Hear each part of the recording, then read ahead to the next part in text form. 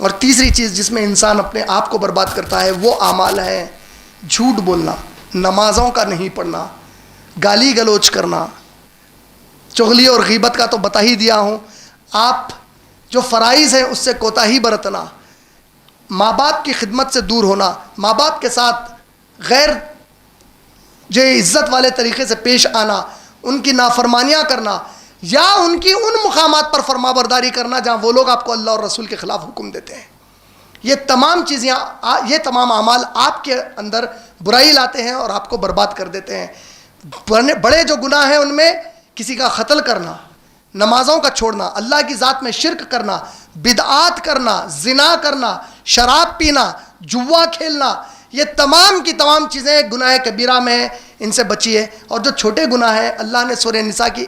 آیت میں فرمایا کہ اگر بندے میرے بڑے گناہوں سے بچ گئے تو اللہ تو ان کے چھوٹے گناہوں کو یوں ہی معاف فرما دیں گے انشاءاللہ۔ تو بڑے گناہوں سے بچنے کی آپ اپنے اندر ایک کیفیت پیدا کیجئے، وعدہ کر لیجئے کہ اللہ میں بڑے گناہ نہیں کروں گا، اس سے بچا ہوا رہوں گا۔